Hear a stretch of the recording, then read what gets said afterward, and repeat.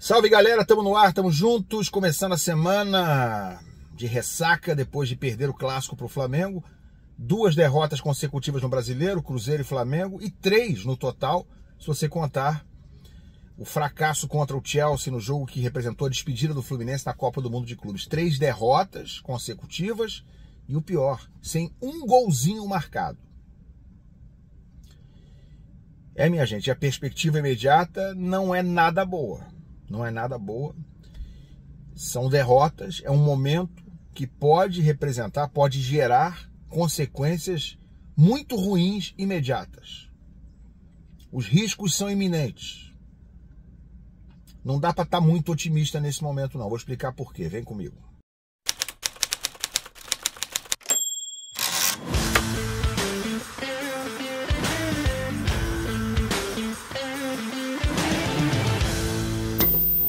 Paulinho procurou, colocou e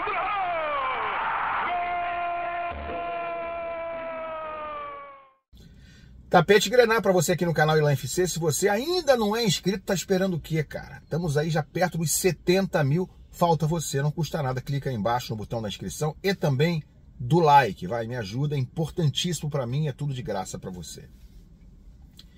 Galera, derrota covarde do Fluminense ontem. Perdeu porque não quis ganhar. O Flamengo também não jogou nada, jogou pouco, mas jogou um pouco mais do que o Fluminense e quis mais o resultado, muito mais, porque o Fluminense entrou para empatar, para não deixar o adversário jogar e até conseguiu boa parte do tempo. Mas isso é muito pouco para o tamanho da instituição, que hoje completa 123 anos, com esse gosto amargo de ter perdido covardemente um Fla-Flu. Esse é o presente de grego dado por Renato Gaúcho, pelo presidente Mário Bittencourt, para os tricolores nessa segunda-feira. Infelizmente, nesse 21 de julho, que deveria ser um dia de celebração para todo o tricolor, mas infelizmente está difícil hoje, né? Está muito difícil começar a semana depois de ter perdido dessa forma que o Fluminense perdeu ontem. Sem luta, sem coragem, sem ambição, desonrando a sua camisa. E, gente, a perspectiva imediata, eu vou dizer para vocês, me preocupa muito. Me preocupa muito. A começar pelo fato de que agora, talvez, depois do choque de realidade, depois de já ter passado por 2 derrotas seguidas e da galera tá começando a ficar meio encrespada, depois de ter ido dar explicações ridículas na despedida de João Arias no último sábado, onde Mário falou que era hora de celebrar, os tricolores deveriam estar celebrando a saída de João Arias. Parece mentira, mas eu juro para vocês que ele falou isso, que era um momento de celebração. Parece que isso aí não caiu muito bem. Somada a derrota contra o Flamengo, a derrota contra o Cruzeiro, a eliminação no Mundial de Clubes, tudo isso está começando a se acumular e aquele céu de brigadeiro, aquele mar de almirante que o Mário achou que estava navegando ali quando o Fluminense estava avançando na Copa do Mundo de Clubes, está começando a ficar meio esquisito para ele.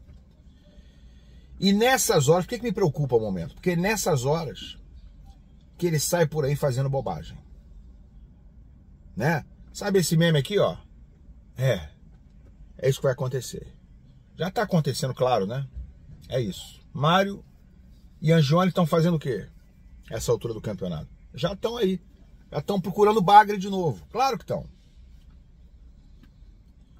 E é um perigo, né? Porque apesar do Renato ter dito na coletiva que o Fluminense não tem dinheiro, eu não entendo esse negócio. Um clube que acabou de faturar 350 milhões de reais na Copa do Mundo de Clubes, quando a expectativa era faturar 100 milhões, faturou 350. Entrou 250 aí de lambuja porque ninguém esperava que avançasse tanto. Ah, tem os impostos. Mesmo assim, sobra um granarel. Sobra dinheiro que seria receita do Fluminense de 3 meses. Entrou assim de repente, né? De bônus, um plus que não era nem esperado. Então tá com esse dinheiro, tá com o dinheiro da venda do Arias, pelo menos uma parte, né? Deve ter sido em 36 vezes no carnê da Casas Bahia, a gente já sabe, a perder de vista. Tem coisas que só o Mário faz pra você. Mas enfim, tá com dinheiro. O que o Mário vai fazer? Você já sabe, né? É a festa dos empresários. Imagina o que tem de empresário mandando mensagem, oferecendo bagre hoje, ou jogador encostado, ou jogador caro, com grife cansada, decadente. Imagina o que tem de empresário hoje apurrinhando o Mário, ou os empresários que ele está procurando, para tentar dar resposta, né? Por dar resposta, entenda-se. Ele vai contratar 1 ou 2 jogadores em breve, nos próximos dias. Pode não ser hoje, pode não ser amanhã, mas já está atrás deles. Isso é óbvio, isso é evidente. Ele precisa, é ano de eleição, ele precisa dar essa resposta. Vai ser bagre? Vai, provavelmente sim. Vai ser jogador que já foi bom e que hoje está em baixa e ganha 3 vezes o que deveria estar ganhando e ninguém quer pagar? Vai ser esse tipo de jogador.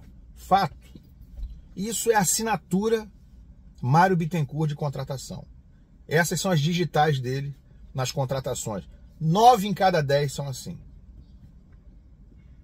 Assim como as renovações esdrúxulas. Né? Um cara que estendeu o contrato de Manuel, que hoje não serve nem para cobrir quando não tem nenhum outro zagueiro. O Renato prefere improvisar o Thiago Santos, como aconteceu na Copa do Mundo. Mas Manuel tá lá. Não tem culpa de nada. A culpa é de quem renovou o contrato dele.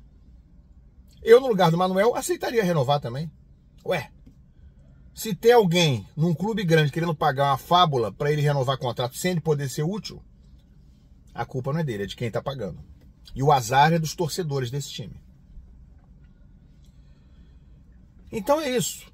O que faz o Mário, né? Um cara que renova, que estende contrato de Manuel em 2025, que estende por mais um ano o contrato de Germancano, que não tem condições mais de jogar futebol hoje, que dirá mais 1 ano e meio, que é o tempo de contrato que ele ainda tem, com a extensão do Mário. Que estende o contrato de Paulo Henrique Ganso, que infelizmente, assim como o Cano, infelizmente, não tem mais condições de ser jogador de futebol hoje, em julho de 2025. Mas o Mário estendeu mais 1 ano, então ele tem mais 1 ano e meio de contrato. Esse é o modus operandi, essa é a qualidade, é a sagacidade da gestão Mário Bittencourt. Então esse cara aí, contratou Douglas Costa, contratou Renato Augusto, que contratou o Paulo Baia, o Everaldo, é ele que vai ao mercado, é ele que está procurando o bagre. E aí, meu amigo, né? É você botar um elefante numa loja de cristais. Ele vai fazer um estrago. Ele vai torrar o dinheiro, vai rasgar, vai jogar em qualquer fogueira que aparecer na frente dele. Qualquer empresário contar uma história bacana, ele vai embarcar. É você dar dinheiro na mão de criança, que não sabe onde gastar e vai gastar em qualquer lugar. É isso que o Mário deve fazer. Então a primeira temeridade é essa. O que está ruim sempre pode piorar. O cofre que já está combalido sempre pode ficar mais vazio e pior, a troco de nada.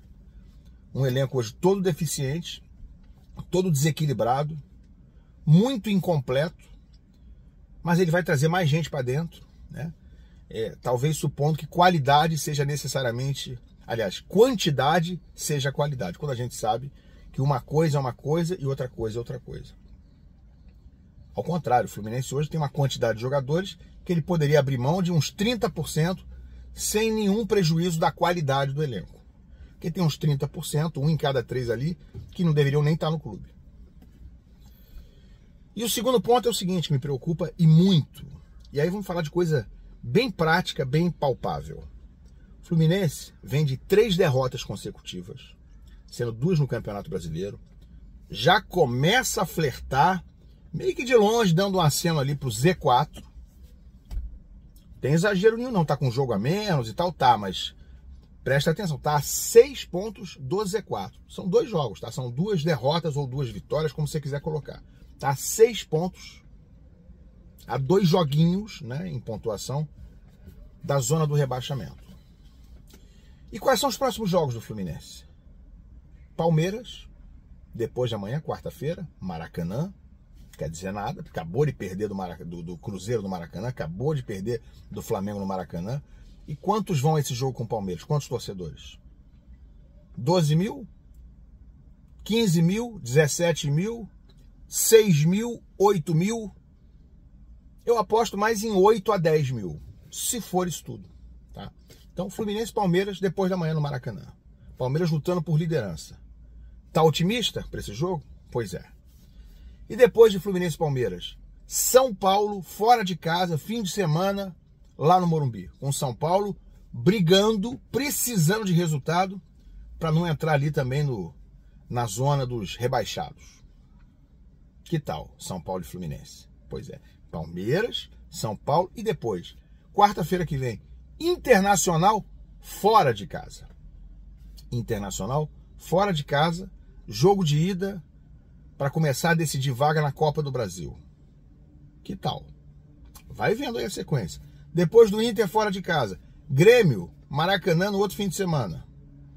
Como é que anda o retrospecto do Fluminense com o Grêmio nos últimos anos? Você sabe? Se você não sabe, dá uma olhada, vai lá no Google, descobre e depois volta aqui para me dizer. E depois do Grêmio, o jogo da volta contra o Inter no Maracanã, tentando se classificar para a próxima fase da Copa do Brasil. Então, gente, é uma sequência duríssima, preocupante, nada promissora, de um time que vem em decadência, que fez um jogo bem ruim ontem, com um treinador que, apesar do jogo bem ruim, achou que foi ótimo. Isso é mais preocupante ainda. Eu preferia que o Renato chegasse depois do jogo e falasse, olha, não foi bom, não podemos jogar assim, eu ia ficar um pouco mais tranquilo. Mas ele achou que foi bom. Esse é o início do fim. É quando o cara, o treinador, começa a viver num mundo paralelo. Diniz aconteceu isso bastante. O Roger Machado fazia muito isso. É quando o cara vai para a coletiva depois de um jogo horroroso dizer que foi ótimo. Aí é que a coisa fica muito preocupante.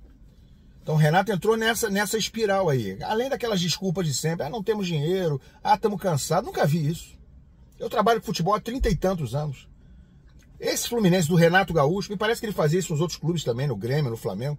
É o primeiro time que ninguém, não pode jogar de 3 em 3 dias. Não é que depois de 5, 6, 7 jogos seguidos, ele tenta dar um descanso para 2, 3 jogadores. Não pode jogar de 3 em 3 dias. Os jogadores são de vidro. O Renato vive nesse universo paralelo onde time no Brasil não pode jogar de 3 em 3 dias. É melhor ele explicar isso para todos os outros treinadores do Brasil, porque ele é praticamente o único que faz isso. Que quer rodar o time a cada jogo. Loucura. Nonato não pode jogar 2 jogos seguidos, Hércules não pode, Samuel Xavier não pode, Germancano nem se fala, Ganso não consegue jogar 1 a cada 15 jogos, vai jogar 2 seguidos, de fato. Então tem muita coisa errada. Tem uma diretoria que obviamente vai aloprada agora ao mercado. E o que nos aguarda em termos de reforço não é nada promissor. E tem essa sequência pela frente. Palmeiras, São Paulo fora, Inter fora, Grêmio e Inter fora novamente. Que tal? Vocês estão preocupados? Não? Deveriam. Eu estou. De verdade. Me explica aqui embaixo, comenta. A gente se fala. Valeu.